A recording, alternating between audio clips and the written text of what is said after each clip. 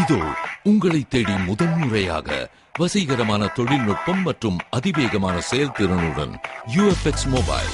மெல்லிய தோற்றத்துடன் முற்றிலும் சிறப்பாக எல்லோருக்கும் எளிதாக UFX மொபைல். உங்கள் நவீன தலைமுறைக்கான mobile. UFX Mobiles. Make your move. For the very first time coming your way is an irresistible combination of speed, style and technology. UFX Mobiles. Exceptionally sleek, totally advanced, and now the phone that everyone can afford to touch. Your next generation mobile. UFX Mobiles. Make your move.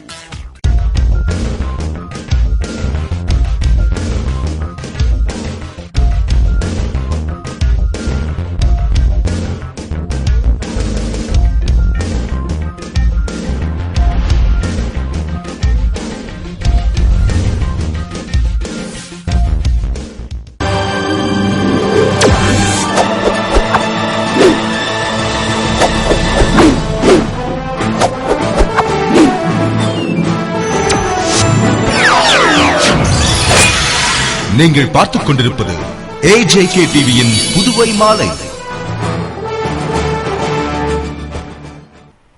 வணக்கம். குண்டர் சட்டத்தை அமல்படுத்த வலியுறுத்தி பாராளுமன்ற உறுப்பினர் கண்ணன் தலைமையில் 5000க்கும் மேற்பட்டோர் பங்கேற்ற மாபெரும் கண்டன ஆர்ப்பாட்ட பேரணி நடைபெற்றது. புதுவையில் குண்டர் சட்டத்தை அமல்படுத்த வேண்டும், ஏழை எளிய மக்களை பாதிக்கும் பால் விலை உயர்வு, வாட்வரி உயர்வை ரத்து செய்ய வேண்டும், அரசு பணியிலிருந்து நீக்கப்பட்ட 4000 பேருக்கு உடனடியாக வேலை வழங்கிட வேண்டும் என வலியுறுத்தி பாராளுமன்ற உறுப்பினர் கண்ணன் தலைமையில் மாபெரும் கண்டன ஆர்ப்பாட்ட பேரணி நடைபெற்றது. மறைமலை அடிகள் சாலை வெங்கடசுப்பா ரெட்டியார் சிலை அருகே இருந்து புறப்பட்ட பேரணி முக்கிய வீதிகள் வழியாக சென்றது. பேரணியில் சட்டமன்ற உறுப்பினர் லட்சுமி நாராயணன் உள்ளிட்ட காங்கிரஸ் நிர்வாகிகளும் 5000க்கும் மேற்பட்ட காங்கிரசாரும் திரளாக பங்கேற்று கோரிக்கைகளை வலியுறுத்தி கோஷமிட்டு ஊர்வலமாக சென்றனர்.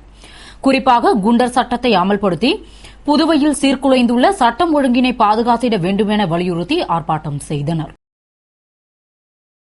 புதுவை மாநிலத்திற்கு தனி தேர்வாணையம் உருவாக்கி தகுதியானவர்களுக்கு வேலைவாய்ப்பினை வழங்க வேண்டும் என்று பாட்டாளி மக்கள் கட்சி மாநில செயலாளர் அனந்தராமன் தலைமையில் நடைபெற்ற இளைஞர் சங்க பொதுக்குழு கூட்டத்தில் தீர்மானிக்கப்பட்டது. புதுவை NT மஹாலில் பாட்டாளி மக்கள் கட்சி மாநில இளைஞர் சங்க பொதுக்குழு கூட்டம் மாநில செயலாளர் அனந்தராமன் தலைமையில் நடைபெற்றது. மாநில தலைவர் தங்க அறிவழகன் வரவேற்று பேசிய கூட்டத்தில் சிறப்பு விருந்தினராக முன்னாள் மத்திய அமைச்சர் அன்புமணி ராமதாஸ் கலந்து கொண்டு சிறப்புரையாற்றினார். பின்னர் பாமக மாநில செயலாளர் அனந்தராமன் பேசுகையில் புதுவையில் ஒடுக்கப்பட்ட பிற்படுத்தப்பட்ட உழைக்கும் சமுதாயத்தின் ஆட்சியை உருவாக்க வேண்டும் என்பதற்காக டாக்டர் ராமதாஸ் விதை விதைத்தார். இதற்காக வீதி வீதியாக சென்று பிற்படுத்தப்பட்ட ஒடுக்கப்பட்ட மக்கள் ஒன்று திரள வேண்டும் என்று கேட்டுக் கொண்டார். அன்று டாக்டர் ஐயா விதைத்ததை இன்று ரங்கசாமி அறுவடை செய்துள்ளார். இதனால் ரங்கசாமியின் உண்மையான தலைவர் டாக்டர் ராமதாஸ் தான். சுகாதாரத்துறை மந்திரியாக இருந்த டாக்டர் அன்புமணி ராமதாஸ் ஜனாதிபதிக்கு கிடைக்கும் மருத்துவ வசதி ஏழை மக்களுக்கும் கிடைக்க செய்வேன் என்று உறுதியளித்தார். இதன்படி தேசிய கிராமப்புற சுகாதார திட்டத்தை அவர் கொண்டு வந்தார்.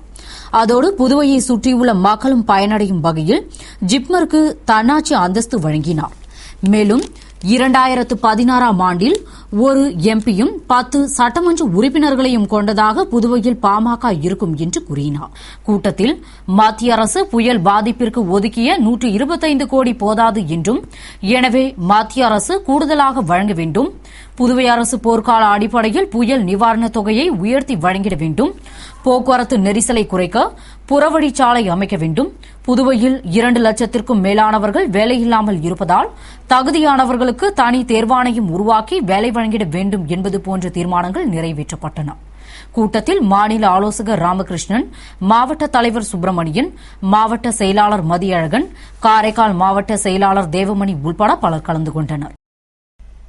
புதுவை மாநில தனியார் தொலைக்காட்சி சேனல் உரிமையாளர்கள் சங்க துவக்க விழாவில் சிறப்பு விருந்தினராக முதல்வர் ரங்கசாமி கலந்து கொண்டு சங்கத்தினை துவக்கி வைத்தார். புதுவை மாநில தனியார் தொலைக்காட்சி சேனல் உரிமையாளர்கள் சங்க துவக்க விழா தனியார் ஹோட்டலில் சங்க தலைவர் தமிழ்மாறன் தலைமையில் NR காங்கிரஸ் பொதுச் செயலாளர் பாலன் முன்னிலையில் நடைபெற்றது. தீபம் சேனல் உரிமையாளரும் அரசு கொறடாவுமான நேரு மற்றும் கமலா சேனல் உரிமையாளரும் முதல்வரின் பாராளுமன்ற செயலருமான வைத்தியநாதன் வாழ்த்தி பேசிய விழாவில் முதல்வர் ரங்கசாமி சிறப்பு விருந்தினராக கலந்து கொண்டு சங்கத்தை துவக்கி வைத்து பேசுகையில் புதுவையில் தகவல் தொழில்நுட்ப பூங்கா உருவாக்கப்படும் என்றும் பத்திரிகை மற்றும் ஊடகங்களில் பணிபுரிபவர்களை கணக்கெடுத்து மனை வழங்கப்படும் என்று பேசினார்.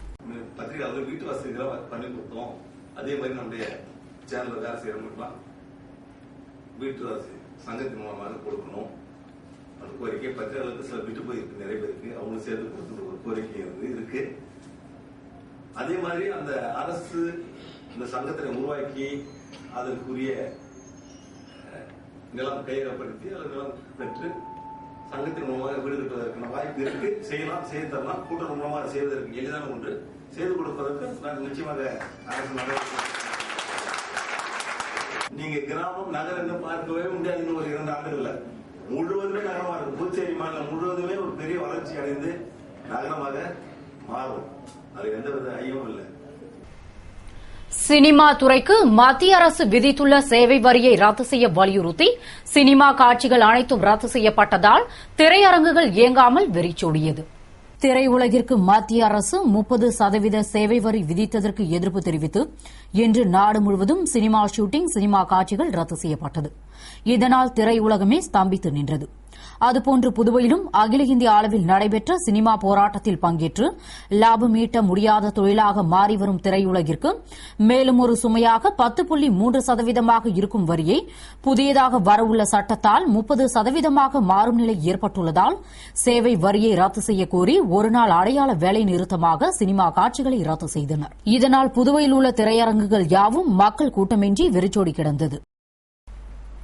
புதுவையில் பழைய பென்ஷன் வழங்க கோரி அரசு ஊழியர் சங்கத்தினர் ஊர்வலமாக சென்று தலைமை தபால் நிலையம் முன்பு ஆர்ப்பாட்டம் செய்தனர்.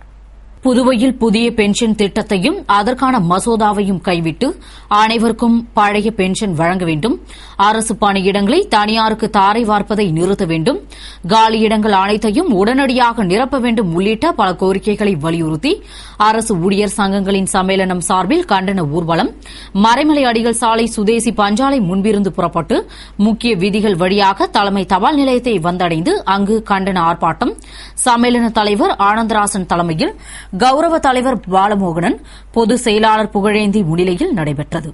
இதில் அரசு ஊழியர்கள் திரளாக கலந்து கொண்டு கோரிக்கைகளை வலியுறுத்தி ஆர்ப்பாட்டம் செய்தனர். பாகூர் மூலநாதர் கோவிலுக்கு சென்று பயபக்தியுடன் சாமி தரிசனம் செய்த ஆளுநர் இக்பால் சிங்கிற்கு கோவில் நிர்வாகம் சார்பில் பூர்ணகும்ப மரியாதை அளிக்கப்பட்டது.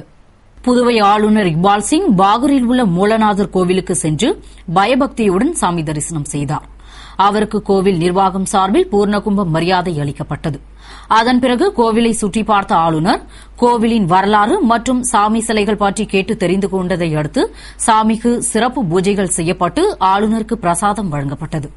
அப்போது அமைச்சர் தியாகராஜன், பாகூர் தாசில்தார் தியாகராஜன், முன்னாள் கிராம பஞ்சாயத்து தலைவர் ராமு, கோவில் தனி அதிகாரி மற்றும் கலால்துறை தாசில்தார் பிரபாகரன், நிர்வாக அதிகாரி பாலமுருகன் ஆகியோர் உடனிருந்து சாமி தரிசனம் செய்தனர். அதன் பிறகு ஆளுநர் அங்கிருந்து புறப்பட்டு சென்றார். புதுவை தனியார் பள்ளி ஊழியர்கள் சங்கங்களின் சம்மேளனம் சார்பில் கோரிக்கைகளை வலியுறுத்தி உண்ணாவிரத போராட்டம் நடைபெற்றது. இதில் ஏராளமானோர் கலந்து கொண்டு கோஷமிட்டனர். புதுவை அரசு உதவி பெறும் பள்ளிகளில் பல ஆண்டுகளாக சொற்ப ஊதியம் பெற்று பணி செய்து வரும் ஆசிரியர்களை கொண்டு கடந்த 21/7/2006 அரசு ஆணை மூலம் உருவாக்கப்பட்ட பதவிகளையும் காலியாக உள்ள பணியிடங்களையும் உடனே நிரப்ப வலியுறுத்தி தனியார் பள்ளி ஊழியர் சங்கங்களின் சம்மேளனம் சார்பில் சுதேசி மில் அருகில் உண்ணாவிரத போராட்டம் நடத்தப்பட்டது.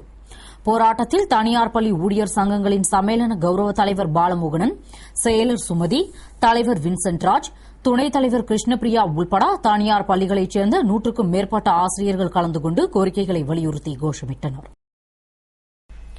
புதுவை முதலியார்பேட்டையில் வீட்டில் தனியாக இருந்த கூட்டுறவு கல்லூரி மாணவி தூக்கு போட்டு தற்கொலை செய்து கொண்டார். இதுகுறித்து போலீசார் விசாரணை மேற்கொண்டுள்ளனர். புதுவை முதலியார்பேட்டை ஜெயவிலாஸ் நகரில் வசித்து வரும் ஏஎப்டி மில் தொழிலாளி சொக்கலிங்கம் தனது மனைவியுடன் பிரசவமான மூத்த மகளை பார்க்க மதுரை புறப்பட்டு சென்றார். அவரது இளைய மகளான கூட்டுறவு கல்லூரியில் ஆசிரியர் பட்டய பயிற்சி பயிலும் மீனாட்சிக்கு விடுமுறை கிடைக்காததால் வீட்டில் தனியாக விட்டுவிட்டு சென்றனர்.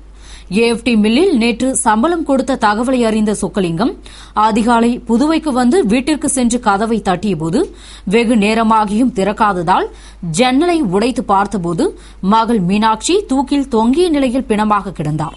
அதிர்ச்சியடைந்த அவர் முதலியார்பேட்டை காவல் நிலையத்திற்கு தகவல் அளித்ததை அடுத்து சப் இன்ஸ்பெக்டர் கணேஷ் உள்ளிட்ட போலீசார் சம்பவ இடத்திற்கு விரைந்து வந்து உடலை கைப்பற்றி சவ பரிசோதனைக்கு அனுப்பிவிட்டு வீட்டை சோதனையிட்டபோது மீனாட்சி இறப்பதற்கு முன்பு எழுதிய உருக்கமான கடிதம் கிடைத்தது. அதில் கல்லூரி முதல்வர்தான் எனது சாவிற்கு காரணம் என்று குறிப்பிட்டிருந்ததாக கூறப்படுகிறது. அதனை கைப்பற்றிய போலீசார் தீவிர விசாரணை மேற்கொண்டுள்ளனர். கல்லூரி மாணவி தற்கொலை சம்பவம் அப்பகுதியில் பெரும் பரபரப்பை ஏற்படுத்தியுள்ளது. பணி நிரந்தரம் செய்யக்கோரி புதுவை கல்வித்துறை அலுவலகம் எதிரே தினக்கூலி மற்றும் பகுதி நேர ஊழியர்கள் ஆர்ப்பாட்டம் செய்தனர். புதுவை அரசின் கல்வித்துறையில் பணிபுரியும் தினக்கூலி ஊழியர்களை பணி நிரந்தரம் செய்ய வேண்டும், பகுதி நேர ஊழியர்களை தினக்கூலி ஊழியராக மாற்றிட வேண்டும், மதிய உணவு எடுத்து செல்லும் வவுச்சர் ஊழியர்களுக்கு பகுதி நேர ஊழியர்கள் சம்பளம் வழங்கிட வேண்டும் உள்ளிட்ட பல கோரிக்கைகளை வலியுறுத்தி கல்வித்துறை தினக்கூலி பகுதி நேர மற்றும் வவுச்சர் ஊழியர் கூட்டமைப்பு சார்பில் கல்வித்துறை எதிரே மத்திய கூட்டமைப்பு பொதுச் செயலாளர் லட்சுமணசாமி தலைமையில் ஆர்ப்பாட்டம் நடைபெற்றது. தலைவர் மதுரகவி, சங்க தலைவர் முருகன், துணைத் தலைவர் முத்துக்குமரன், பொதுச் செயலாளர் சாந்தசீலன், வட்ட செயலாளர் நடராஜன், துணை செயலாளர் அச்சுதன் முன்னிலையில் நடைபெற்ற ஆர்ப்பாட்டத்தில் 100க்கும் மேற்பட்டோர் பங்கேற்று கோரிக்கைகளை வலியுறுத்தினர். காமராஜர் வீடு கட்டும் திட்டத்தின் கீழ் மணவெளி தொகுதி பயனாளிகளுக்கு முதல் தவணை தொகையினை குடிசை மாற்று வாரிய தலைவர் கார்த்திகேயன் முன்னிலையில் சட்டமன்ற உறுப்பினர் புருஷோத்தமன் வழங்கினார். புதுவை அரியங்குப்பம் டோல்கேட் அருகே சாமிக்கண்ணு தனமால் திருமண மண்டபத்தில் பெருந்தலைவர் காமராஜர் இலவச வீடு கட்டும் திட்டத்தின் கீழ் மணவெளி தொகுதி பயனாளிகளுக்கு முதல் தவணை தொகை வழங்கும் நிகழ்ச்சி நடைபெற்றது. நிகழ்ச்சியில் சிறப்பு விருந்தினராக சட்டமன்ற உறுப்பினர் புருஷோத்தமன் கலந்து கொண்டு குடிசை மாற்று வாரிய தலைவர் கார்த்திகேயன் முன்னிலையில் 370 பயனாளிகளுக்கு தலா 30,000 வீதம் 1,11,00,000 ரூபாய்க்கான காசோலைகளை வழங்கினார். மற்றும் ஆதி திராவிடர் நலத்துறை சார்பில் ஏழை மணப்பெண்ணிற்கு திருமண உதவித்தொகையாக தலா 25,000 ரூபாய் வீதம் 12 பயனாளிகளுக்கு வழங்கினார். நிகழ்ச்சியில் மணவெளி தொகுதி அதிமுக பிரமுகர்கள், பொதுமக்கள் கலந்து கொண்டனர் மற்றும் பயனாளிகள் பங்கேற்று உதவித்தொகையினை பெற்று பயனடைந்தனர். இத்துடன் செய்திகள் நிறைவடைகின்றன. வணக்கம்.